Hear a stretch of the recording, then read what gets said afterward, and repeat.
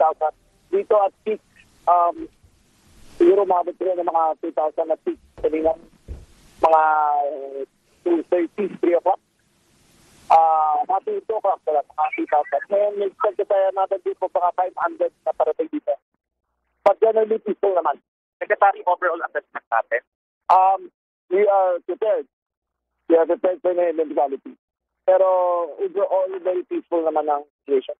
May na-monitor po ba tayo nga basta? Well, may mahuli kami kanina mga posting state media personalities. May mga ID sila, nakalagay media. Pero nakasuot sila ng ballistic vest. So, nagtataka kami kung katulad nyo, mga media naman kayo, wala naman sila suot ang bullet proof, di ba? So, they're undergoing questioning right now kung bakit. Meron na silang identity na kung ano rin. Pero wala naman silang answer sa dala. Wala naman nakita. Pero comment lang natin, kasi sabi na kayo sila, na overkill by the separation of church. There's no such thing as overkill. Diba? Ang overkill kung nananakit. Pero hindi naman kami nananakit. We are always prepared. That is the very essence of this all. Always prepared. And bayan Secretary General po saying na parang paranoid pa yung presidente dahil ang dami daw na barbed wire dito sa anak na kanya. Well, that's his opinion. The president is on top of it. Nilireport na kami sa kanya. Pero you cannot blame us for putting up barbed wire sa the defenses. Nung huli, mas marami pa nasaktan na pulis sa mga rallies. Meron pa kaming isang pulis na hindi nagising ng 2 araw dahil sinampas ng hollow block sa ulo. So, mabuti ng ganito ang separation namin kaysa silang. Sorry, hanggang kailan po yung mga barikada na? As long as it is stated, there's no definite date. So, yung secretary, Ready. Pero kung next 12 natin, tingin niyo po ba ibabalik sa mga kailan tayo?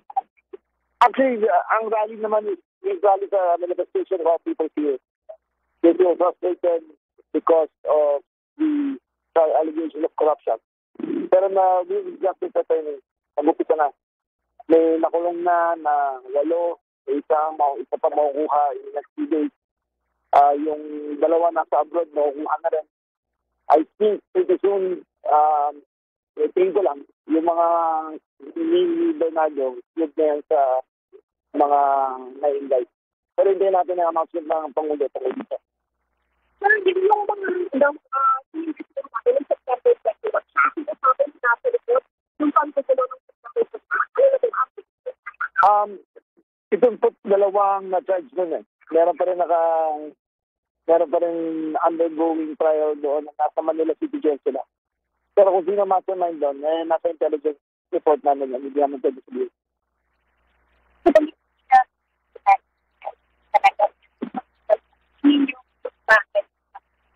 Tingin ko nararamdaman ng mga tao may nangyayari na. Tingin ko nararamdaman nila na mabagal man sa umpisa. Tingin ko nakikita na lang direksyon ko sa papunta. Ina-expect natin na dahil siyang, sir, hindi na masusunod yung mga rally or mga market. As long as the wheels of justice move, I think people will be satisfied with the outcome. Mababawasan ito. Panawagan na lang natin para dun sa iba pang mga grupo na nakikita nyo naman kami sa lahat ng mga release, nakikita nyo kami dito. Handa kami kahit para sa ano.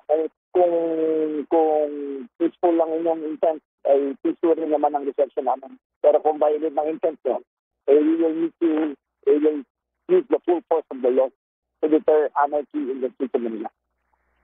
directed sa PNP, sir. Maximum tolerance, hanggang sila, their orders, we will maintain the peace, and that is their duty. We will maintain the peace, not promote the violence. We will maintain the peace. As long as it is not real, hanggang kailangan sila, hindi sa sila.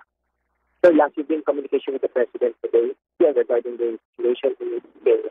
Yes, I think kami na on top of it, report anything. Pero may live feed naman kami sa kanya. So, hindi ba ako na nangyayari.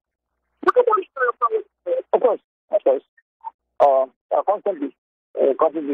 Naka-live feed tayo sa kanyang lahat ng mga camera. May ano naman siya. May means of communication siya. May kita na kayo. Okay. Wala naman. I'm very proud of the PNP. They are doing their duty.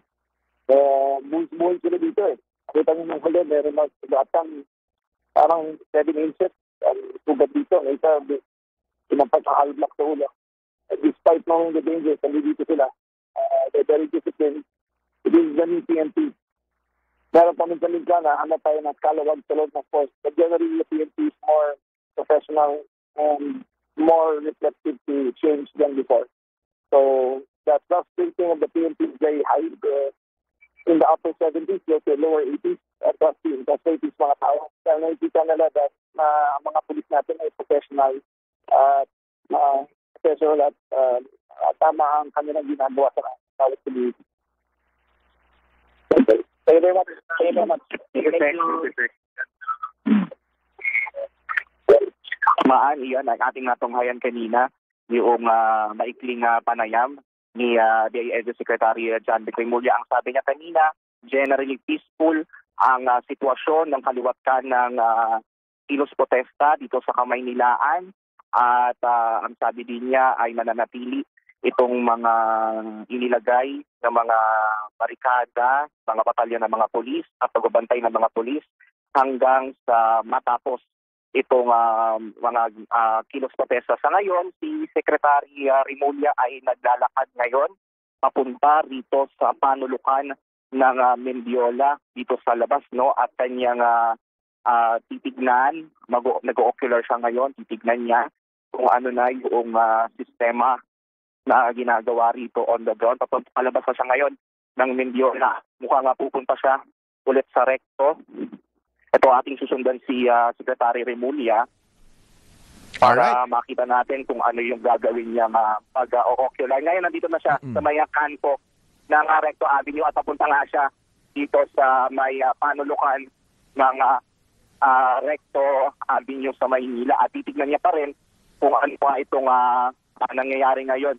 Kanina din, bago natin simulan yung panayam kay Secretary Remulla, ay may nakita tayo dahil may CCTV feed itong buong Police District. Nakita natin na may mangilan-ngilang grupo rin na papunta pa rin dito sa may bahagi ng Recto Avenue.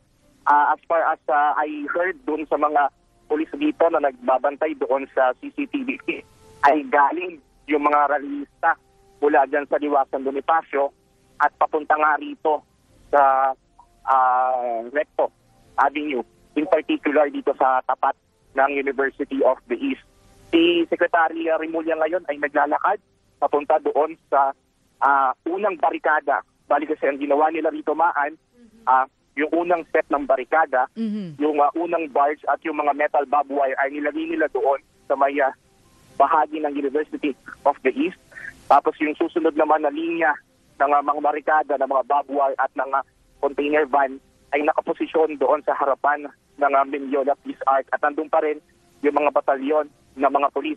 Kasama ni Secretary Remulla ngayon, naglalakad sila, si NCRPO Regional Director Anthony Aberin, ating iba pang mga lupon at opisyal ng NCRPO at ng PNP para samahan nga itong CDILG Secretary John Vic Remulla na mag-ocular. Ikot, oo.